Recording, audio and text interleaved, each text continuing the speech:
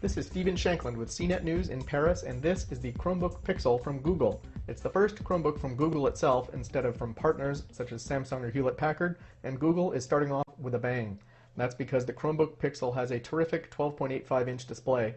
At 2560 by 1700 pixels, this screen edges ahead of the MacBook Air Retina display for resolution, so text and graphics look glorious. At 400 nits, it's really bright, and taking a cue from Microsoft and Windows 8, it's a multi-touch capable screen. That means you can stab with your finger at text boxes when filling out forms, swipe when scrolling, and pinch to zoom on sites like Google Maps that support it. The touchscreen isn't as responsive as I'd like, but it's still natural to use. Chrome OS is good for web apps like Google Docs, Facebook, and Gmail, which means it works best with a network connection, with today's web technology at least. You can't run native apps like iTunes or Microsoft Office, though.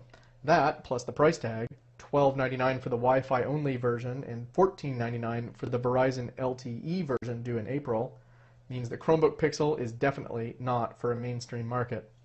It's got a nice and sleek exterior with no screws visible anywhere and no loud logo stickers. The hinge lets you open the lid one-handed. The trackpad is just as good as the screen, and in another first for a Chromebook, it's got a backlit keyboard for typing at night or in dark auditoriums. Google clearly paid a lot of attention to the details here. Inside the Chromebook Pixel is a dual-core 1.8 GHz Intel Core i5 processor, integrated graphics, and 4 gigs of memory. The Wi-Fi model of the Chromebook Pixel gets a 32 gig SSD, and the LTE model gets a 64 gig SSD. But both models come with 1 terabyte of cloud storage with Google Drive for 3 years. On the outside, the Chromebook Pixel has 2 USB 2.0 ports, a mini display port for external monitors, an SD card slot, and a combination headphone microphone jack. Google promises 5 hours of battery life with typical usage.